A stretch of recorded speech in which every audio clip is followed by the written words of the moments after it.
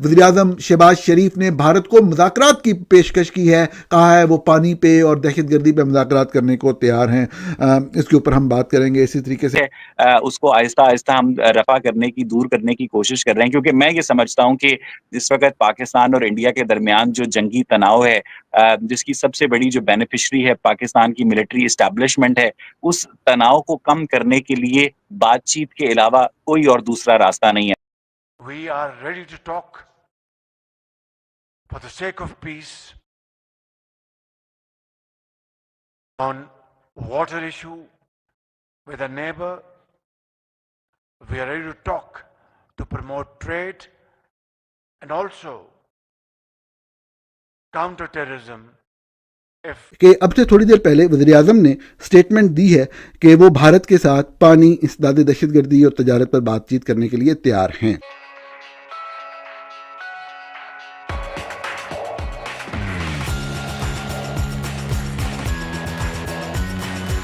ہو جائیں گی اگر خواتین پریگننٹ ہونا بند ہو جائیں گی تو یہ جو گائناکالوجسٹ بیٹھی ہیں نا ہر گلی محلے کے اندر، یہ بے روزگار ہو جائیں گی. اس گراس ایگزامپل کو دینے کا مقصد صرف اور صرف یہ تھا کہ جب تک پاکستان آرمی خطے کے اندر سیکیورٹی کی صورتحال کو برقرار رکھے گی تو یہ اپنے آپ کو پاکستان کی اور علاقے کی جیو پالیٹکس میں ریلیونٹ رکھے گی، مال پانی کمائے گی، ڈالر کمائے گی.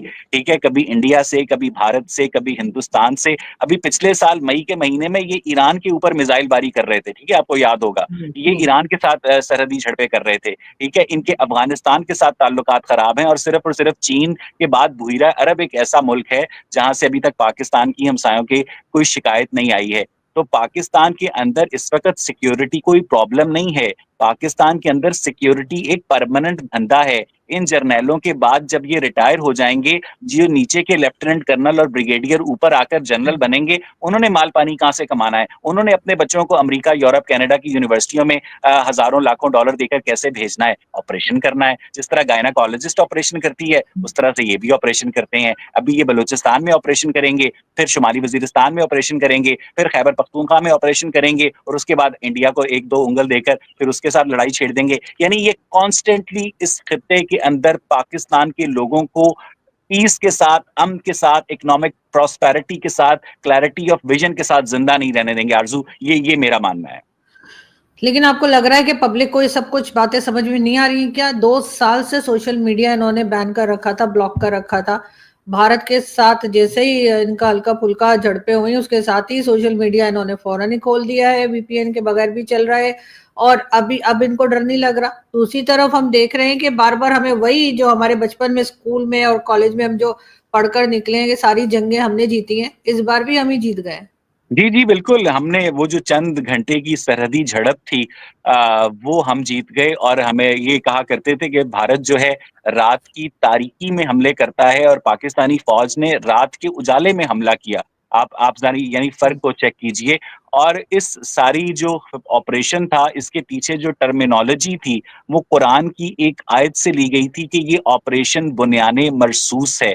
یعنی پاکستانی فوج نے اس پاکستان اور انڈیا کی جو نیشنلسٹک وار تھی، جو قومیت کی بنیاد پر لڑی جانے والی جنگ تھی، اسے ایک مذہبی تنازع کے اندر کنورٹ کر دیا. انہوں نے پاکستان کے اندر جو بیڈ طالبان ہیں ان کو فتنہ الخوارج کا نام دیا، جو کہ حضرت علی کے مخالف تھے. انہوں نے اس کو بھی ایک ریلیجس ٹچ دیا. اب انہوں نے بی ایل اے کا نیا نام فتنہ الہندوستان رکھا ہے. یعنی اس کے پیچھے بھی عربک ٹچ ہے اور انڈیا کی دشمنی ہے. تو مجھے لگتا ہے کہ پاکستان ملٹری کی جانب سے یہ جو سٹرائکس کی گئیں، بجائے اس کے کہ پاکستان ملٹری اگر واقعی دہشت گردوں کا ساتھ چھوڑ چکی ہے تو انڈین ملٹری کے ساتھ مل کر حافظ سعید کے کیمپ کے اوپر حملہ کرتی اور اسے ڈسٹروائے کرتی. انڈین ملٹری کے ساتھ مل کر بھاولپور کی مسجد سبحان پر حملہ کرتی اور اسے ڈسٹروائے کرتی. انڈین ملٹری کے ساتھ مل کر آزاد کشمیر کی مسجد بلال کے اوپر حملہ کرتی اور اسے ڈسٹروائے کرتی. کہ یہ مساجد نہیں ہیں، یہ دہشت گردوں کے ٹھکانے ہیں.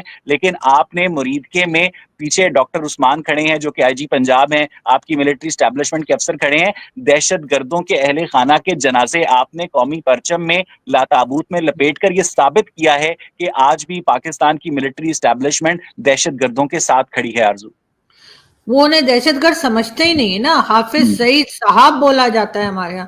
مولانا مسعود اظہر, اتنے ریسپیکٹفلی نام میں نے ٹیررسٹوں کا پہلی بار پاکستان میں بس سنا ہے اور کہیں.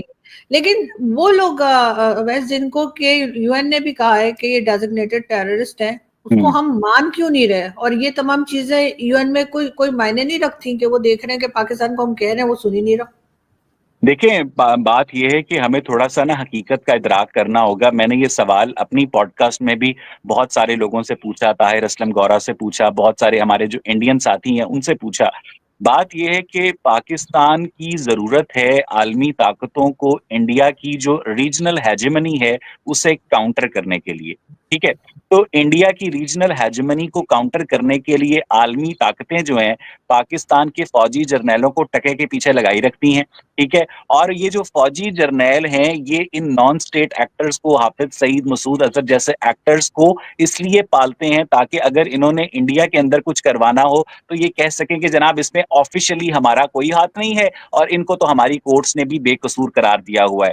تو مجھے لگتا ہے کہ اگر عالمی طاقتیں چاہیں تو وہ جس طرح پاکستان ملٹری کے اوپر پریشر بلڈ اپ کر کے ریمنڈ ڈیوس کو چھڑوا سکتی ہیں, وہ پاکستان ملٹری کے اوپر پریشر بلڈ اپ کر کے ایئر بیسز لے سکتی ہیں. تو ان کے لیے ان حافظ سعید اور مسعود اظہر جیسے گماشتوں کو قابو کرنا کوئی زیادہ مشکل نہیں ہے. آرزو, They are serious. But if they choose to remain aggressor, then we shall defend our territory and our country, like we have done a few days ago by the grace of God. But if they accept my offer of peace, then we will show that we really want peace seriously and sincerely. My dear brother President, we condemn the untold stories of miseries and atrocities. اس پہ بہت سے تبصرہ کیا جا سکتا ہے, لیکن میں چونکہ بنیادی طور پہ ہمیشہ سے پاک بھارت اچھے تعلقات کا حامی رہا ہوں, خطے کے اندر بہتری کا حامی رہا ہوں.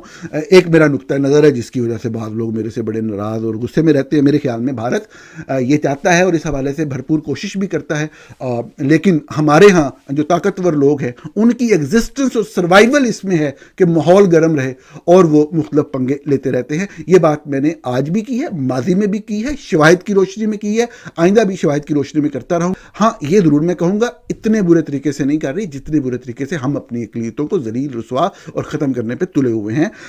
تو بھارت غلط ہے بہت ساری چیزوں پہ, مودی گورنمنٹ بالکل غلط ہے بہت ساری چیزوں کے اوپر, لیکن بھارت کبھی بھی خطے کے اندر جو ہے وہ کشیدگی نہیں چاہتا, وہ آگے چلنا چاہتا ہے. یہ اس کے مفاد میں ہے, اس کی معیشت کے مفاد میں ہے, اس کے مستقبل کے جو ڈیزائن ہیں اس کے مفاد میں ہے.